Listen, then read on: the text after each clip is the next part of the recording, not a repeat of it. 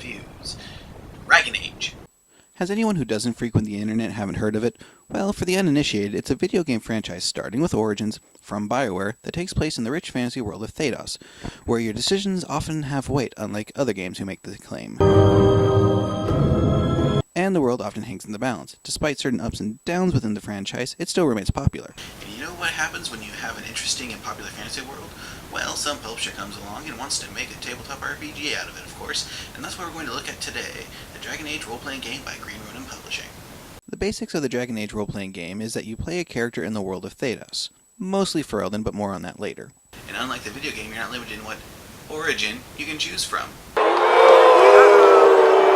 Yes, you can play anything from a human to a dwarf of any caste, to a downtrodden city elf, to a we shall rise again Dalish elf, to even a Canary. And like the video game, you have your choice of 3 classes.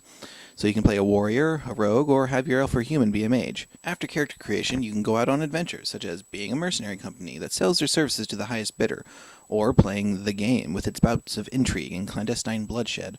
Or if you want to keep more to the known ideas, you can fight the Blight or stand between the mages and the mage-hunting Templars. All this and more is open to you when you crack open the box. Also, if you're going to do a wedding at some point, do not use Liliana's song. I've seen the mocked. Yes, it's a beautiful song, but you do realize it's essentially a funeral dirge, right? Anyone?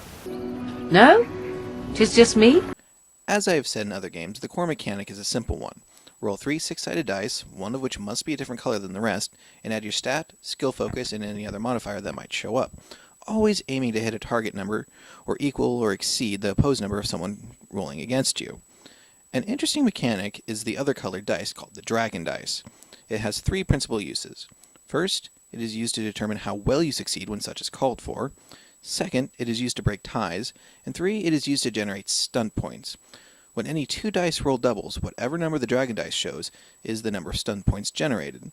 You then spend them on a stunt, a stunt being some maneuver allowing you an in-combat benefit, such as an extra hit, a reposition, or a spell surge. It adds an extra flourish to the game, trying to capture the from the video games. The big hiccup with the system comes during character creation. The book says to pick a concept and then roll your stats. This doesn't quite work out very well because you roll in order of the stat list, which means it's quite possible that you could have a concept for a fast and finesse-based fighter, but end up with the stats more suited to a mage. Reminds me of the old Dungeons & Dragons box sets, actually. They do fix this, however, in the second box set, where they give 2 alternative methods for determining one's stats. A point-buy method, where each stat costs a set amount of points, or the much simpler roll 8 numbers and assign them where you see fit. After that, you pick out your race/background, class, fill out your skills, and you're good to go. And yes, there is an apostate option for both human and elven mages. The game takes place on the world of Thedos. Originally, most of what is considered Thedos was part of the now largely fallen but still extant nation called the Tevinter Imperium, a magocracy that dominated both men and destroyed elven culture for the most part, reducing them to slaves and mortals.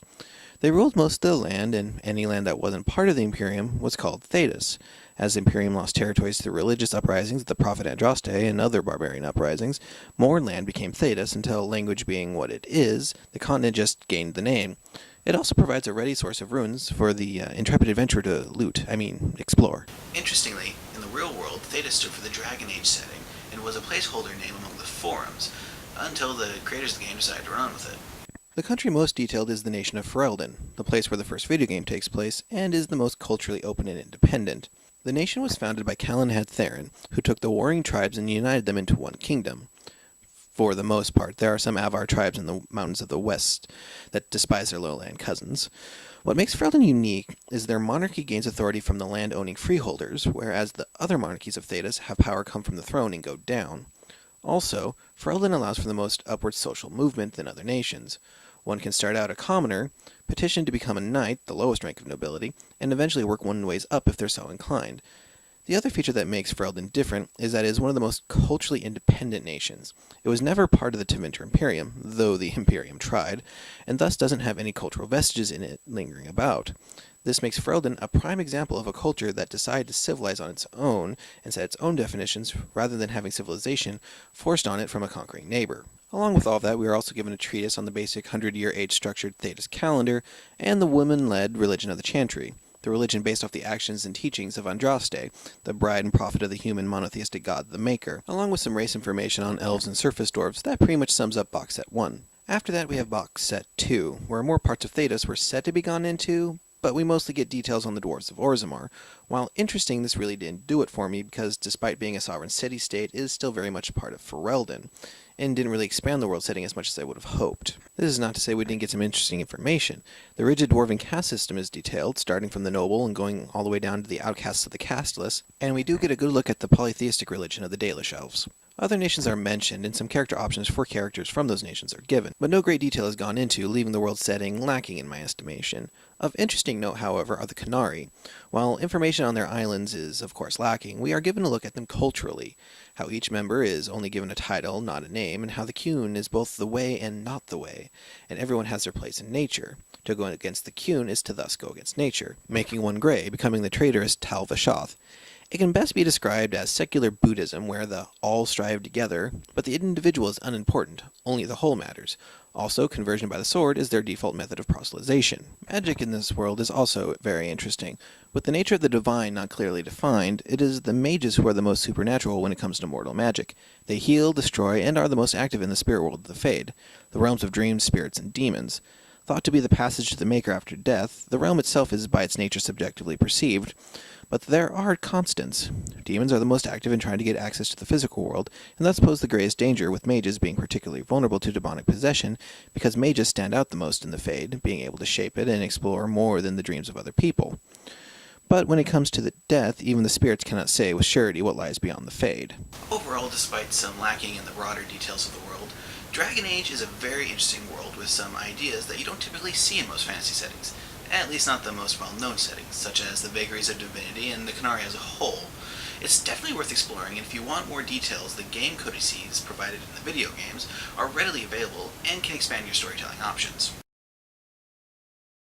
Now I know what you're pondering. But how are we going to find chaps our size? Well, maybe later, but you're thinking, in a game set in Thedas, can you play a Grey Warden? And the answer is yes. No. Yes, but you don't start out as one. The Grey Wardens are an elite group who dedicate themselves to fighting the Darkspawn. We are Grey. We stand between the darkness and the light. Who only take the best. As such, a level 1 character hasn't had the chance to show how good they are and cannot become a Grey Warden. That doesn't mean a secret mentor isn't keeping an eye on them, but it does mean they are going to have to work for it. The Dragon Age RPG box set does provide both an overview of the Order, its history, and what game mechanic effects being a Warden has. It also provides some interesting secrets of the Order, and just to whet your appetite, I'll share one with you so. Spoilers! The Architect notwithstanding, the Darkspawn are actually getting smarter with each Blight. Really, they couldn't differentiate between their own and Grey Wardens at first, and their tactics are getting better each time. Why suppose the Blight in the game sprung up in a relatively isolated nation like Ferelden, Oh, and yes, they do draw material from the Legacy DLC. Now there's the matter of dark fantasy. The video game and the RPG are billed as such on the box, and the Game Master book in the first spot gives a good exposition on the subject. There are some folks out there that state that Dragon Age isn't dark fantasy, and that while accepting of the genre, the game itself isn't geared towards it. To that I say,